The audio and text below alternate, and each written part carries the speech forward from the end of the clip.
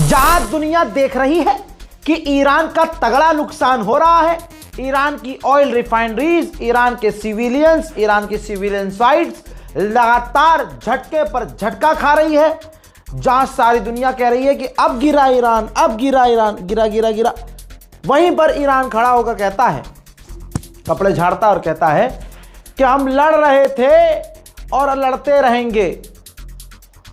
जी हां, जो बयान है वही मैंने टाइटल पर लिख दिया है। ईरान के पार्लियामेंट स्पीकर, ऑन स्क्रीन देखिए, ईरान के पार्लियामेंट स्पीकर ने बहुत क्लियर कट कह दिया है कि हम लड़ रहे हैं और लड़ते रहेंगे, हम सीज फायर नहीं करेंगे। लीजिए दोस्तों, क्लियर कट सीज फायर से इनकार कर दिया ईरान ने। ईरान की फौज मना कर रही है कि भाई सीज फायर हमने करना ही नहीं है, बताओ। और कहने के लिए ट्रंप ने 2 दिन पहले ऐलान कर दिया है जीत का। नेतन्याहू कह रहा है कि हम ईरान को हरा चुके हैं। अमेरिका 5 दिन पहले कह चुका है कि ईरान को हम हरा चुके हैं, ईरान गिर चुका है, हम बस पंच मार रहे हैं। ये तमाम चीजें आपको याद है ना। कोई भी खबर विदाउट सोर्स नहीं है, जबकि मुझे सोर्स की जरूरत नहीं है।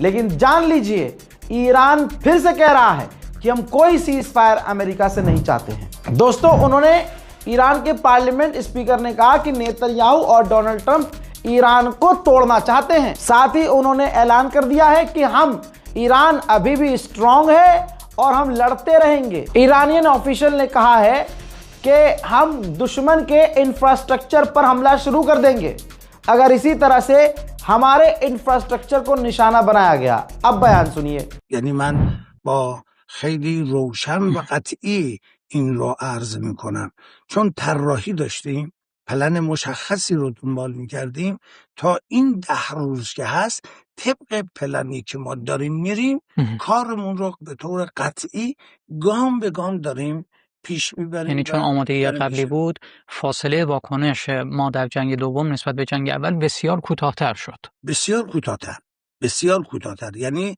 در حقیقت همه دستور عمل داشتن، همه روشن بودن. الان هم طبق برنامه داریم مسیر خودمون رو پیش میبریم.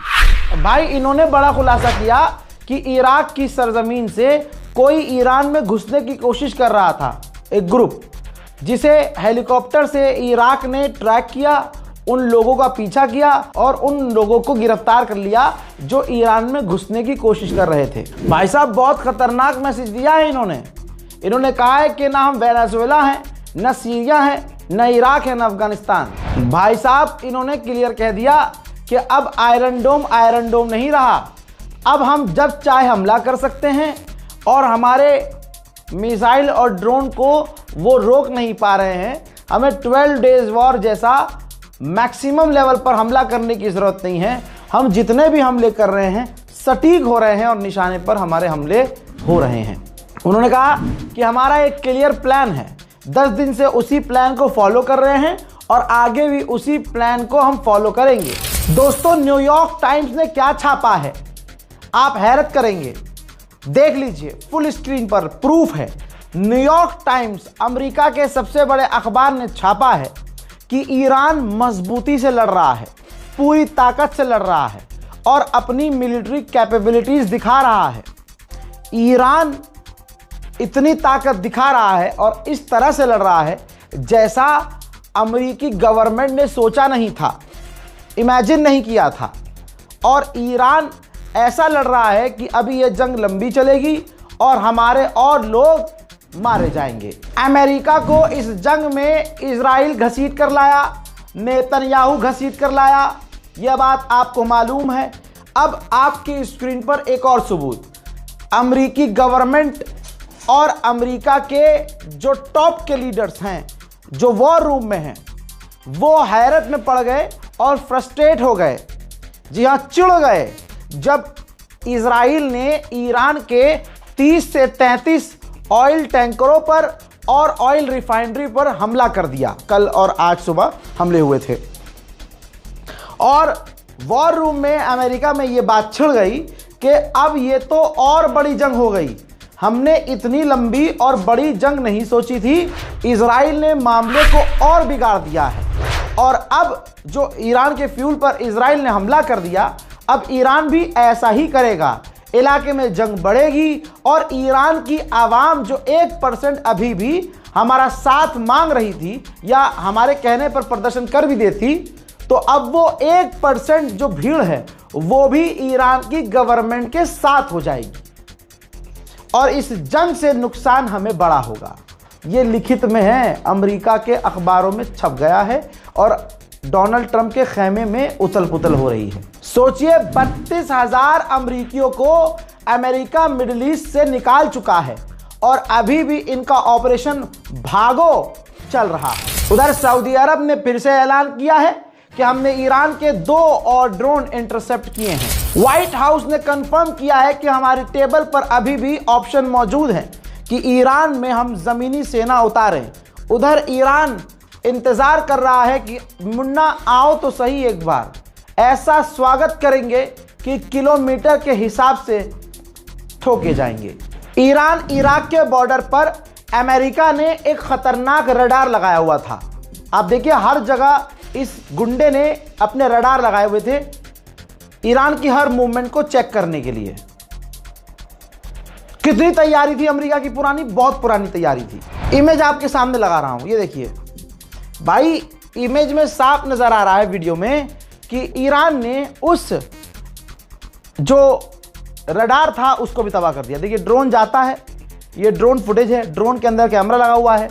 इराक ईरान के बॉर्डर पर अमेरिका का जो रडार है वो सीधा जाता है और सही टारगेट पर हिट होता है और रडार को तबाह कर देता है। सऊदी अरब में अमेरिकी बेस पर जो हमला हुआ ईरान का, तो यूएसए ने कंफर्म किया कि वो घायल था। इलाज के दौरान उसकी मौत हो गई है। इसी के साथ ऑफिशियली अमेरिका ने एक्सेप्ट किया है कि 7 मौतें अमेरिकी फौजियों की इस जंग में हमारी हो चुकी है। उधर यूएई के राष्ट्रपति ने डोनाल्ड ट्रंप से फोन पर बात की है।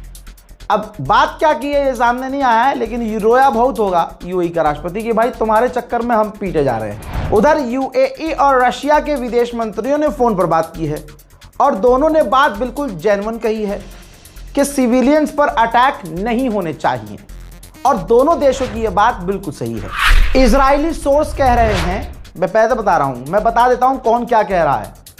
इजरायली सोर्स कह रहे हैं कि अमेरिका का प्लान है कि ग्राउंड ऑपरेशन किया जाए, ईरान में उस जगह पर रेड की जाए जहां ईरान का यूरेनियम है और उसको चुरा लिया जाए। उधर ईरान के राष्ट्रपति ने अजरबैजान के राष्ट्रपति इल्हाम अलीयव से फोन पर बात की और उनको सफाई दी कि यह हमला जो आपके यहाँ हुआ हमने नहीं किया था, हम इसकी पूरी जांच करने को तैयार हैं। ईरान का सबसे बड़ा अखबार तेहरान टाइम्स, उसके फ्रंट पर 100 बच्चे जो मारे गए हैं फ्रंट पेज पर छापा और कहा डोनाल्ड ट्रंप इन बच्चों की आंखों में देखो। याद होगा मीडिएशन के दौरान डोनाल्ड ट्रंप के दामाद अमेरिका और ईरान से बात कर रहे थे। ठीक, कहा जा रहा है कि वो डोनाल्ड ट्रंप के दामाद इजराइल जाने वाले हैं। अब ये दोनों शैतान मिलकर और क्या प्लान करेंगे ये तो देखना पड़ेगा। ईरान का खौफ स्ट्रेट ऑफ हॉर्मुज में इतना है कि ये देखिए, टाइम लैप्स दिखा रहा हूं आपको। यहां आपको सर्कल के अंदर कोई मूवमेंट नजर नहीं आ रही होगी, बाकी दोनों तरफ आपको जहाज की मूवमेंट नजर आ रही है। किसी की औकात नहीं कि हैदर के लाल ने जो लकीर खींच दी है उसे कोई क्रॉस करके दिखाए। जिसने कोशिश की है या तो मारा गया है या सारा तेल बह गया है या कईयों का अभी तक पता ही नहीं है। इजराइल ने ऐलान किया था कि हम ईरान पर हमला बढ़ाएंगे। उसने सिर्फ हमला बढ़ाया नहीं है बल्कि अपना हमले का एरिया भी वाइड कर दिया है। ईरान के ज़्यादातर शहरों पर वो हमले कर रहा है। ईरान पर हमले के मंजर देखिए।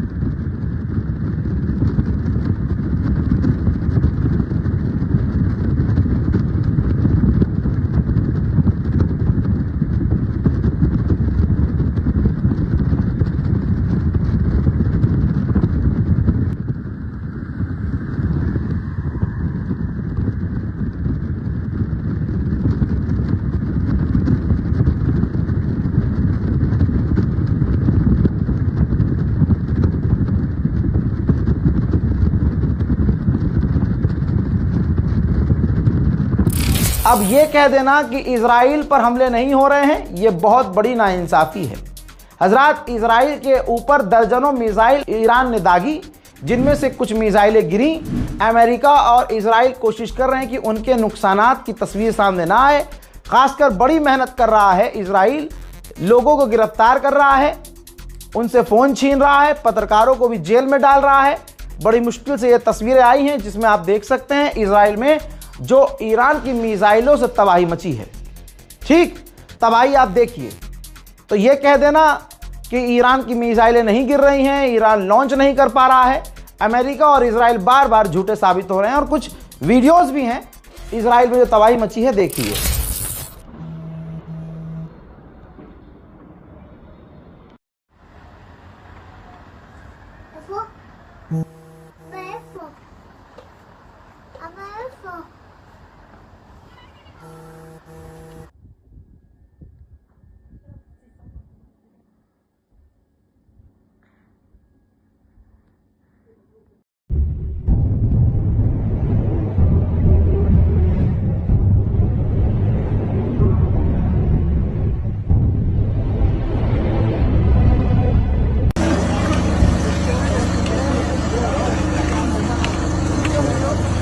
So that's not the one we donated because it's big.